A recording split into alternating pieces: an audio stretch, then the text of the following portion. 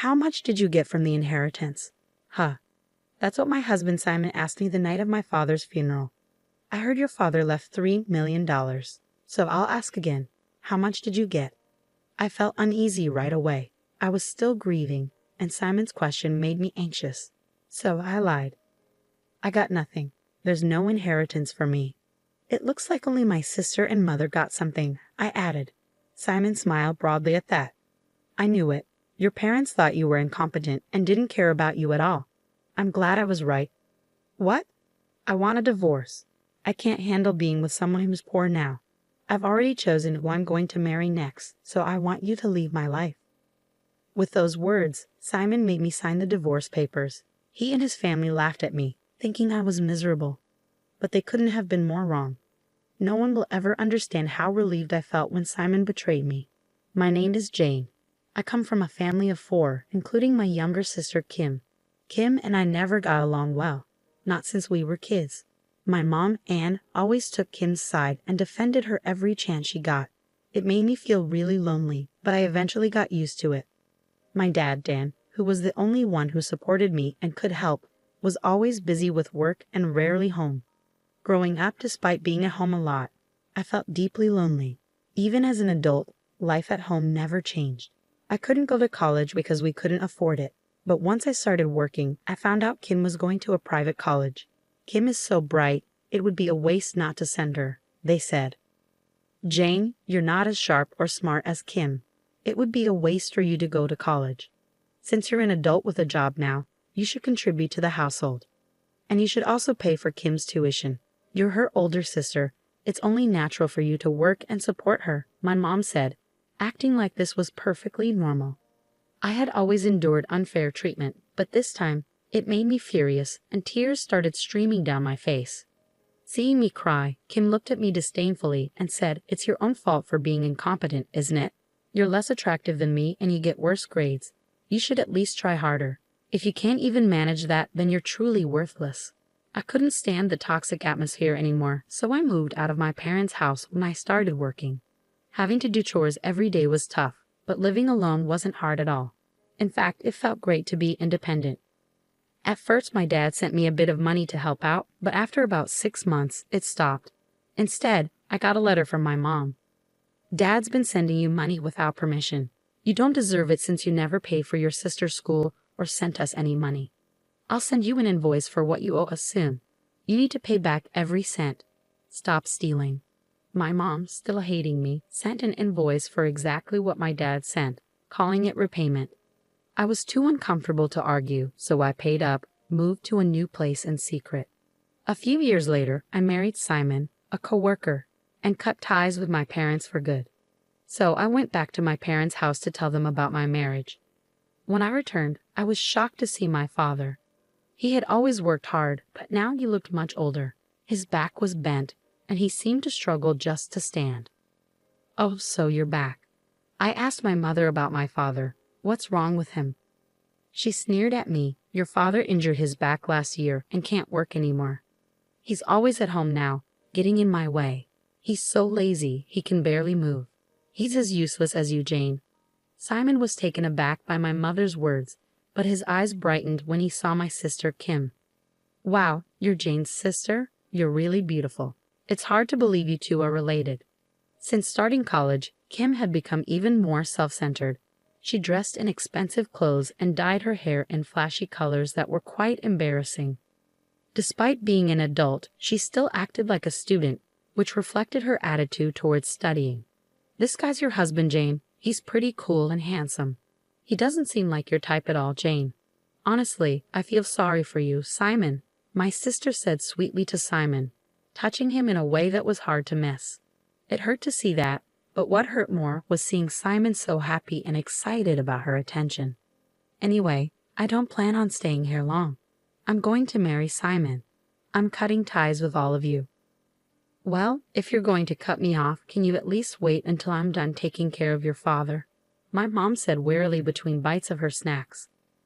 "I need to take care of him, but I really don't want to. Kim shouldn't have to go through this either. It's her college life, and it'd be a shame to make her waste time on such a trivial, annoying matter, right?" So Jane, it's your responsibility to take care of your father. You're both incompetent, so you'll get along just fine. My mom's words infuriated me, but I couldn't ignore my father's needs. From then on, I had to visit my parents' house often to look after him. Once I started helping out, I noticed neither my mom nor Kim had jobs. Kim didn't work part-time, and Mom stayed home since Dad got sick. Yet, they ate out and shopped a lot. I was shocked when I found out they'd taken Dad's bank book without permission and spent his savings like it was normal. Dad knew but didn't say anything. Dad, they'll keep doing this if we don't stop them. Why didn't he tell me sooner? Even if I told you, Jane, they wouldn't think they did anything wrong or apologize. I didn't want to burden you any further. You've been through enough. My dad always worked hard for our family and loved me dearly. I wanted to help him however I could. Just as I was thinking of how to help, I got a call from the hospital where Dad was taken after collapsing. I rushed to my parents' house before heading to the hospital. Mom and Kim were casually watching TV, unconcerned. The hospital called about Dad collapsing. Why are you both just sitting here? It's an exaggeration to say he collapsed. He fell in the hallway and hit his head. The ambulance took him to the hospital, so it's up to you now. We need to go to the hospital. I'm worried about Dad. Shut up. If he doesn't make it, the insurance will cover it. Why are you getting so emotional? My mother dismissed me and turned back to the TV. Disgusted, I left them both and hurried to the hospital. At the hospital, my father lay in bed, connected to tubes, barely conscious. As he drifted in and out of awareness, he managed to speak softly. I'm sorry for this sudden turn. I feel like I'm being punished. I failed as a father because I couldn't protect you from our family. Those were his last words before he closed his eyes. Dad, none of that matters. I love you. Please get better, I pleaded, holding his hand tightly. But he didn't respond. A week later, a lawyer called me about my father's will. He'd informed me that it included details about his inheritance.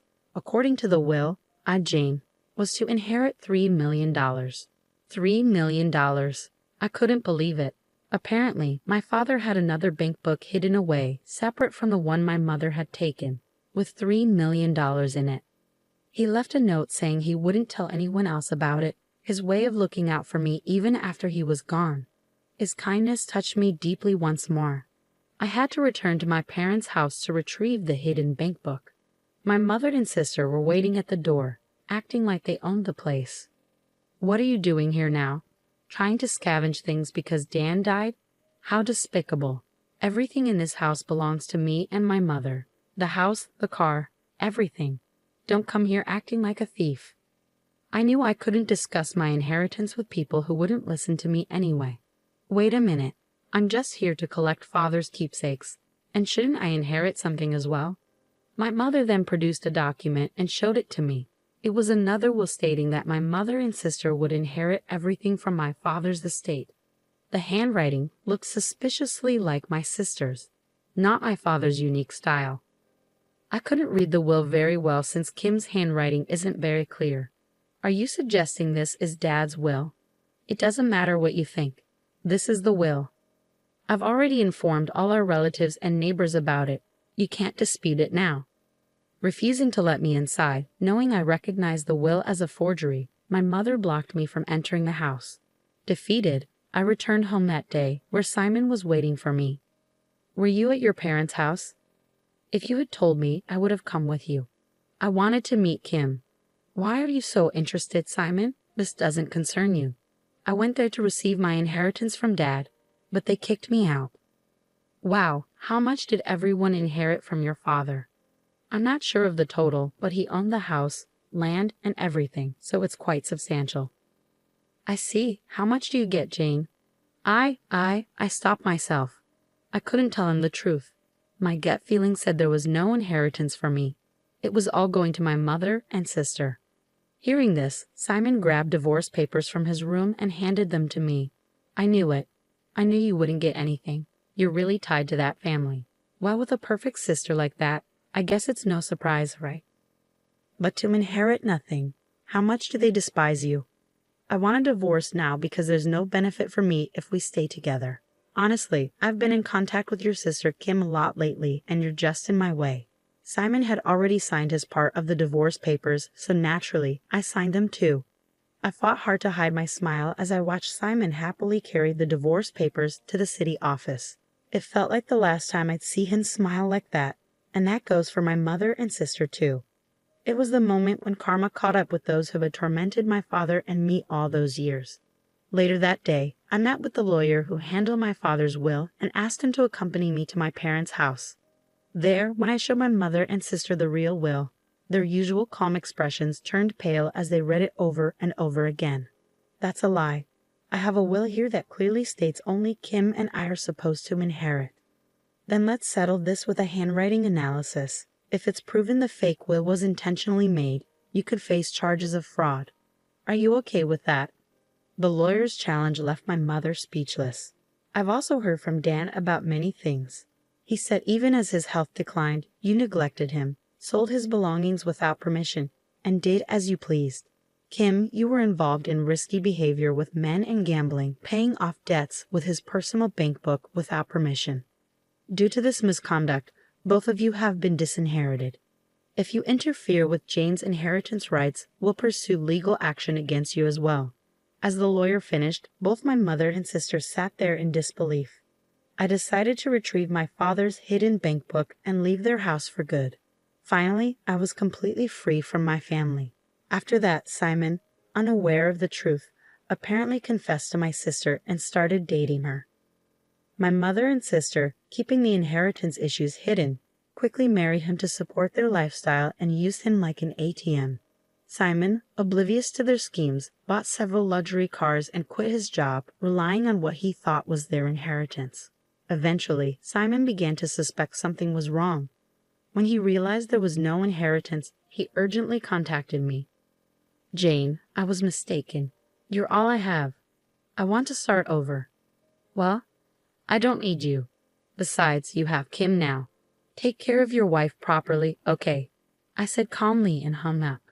In fact, just minutes before Simon called, I received a call from Kim as well.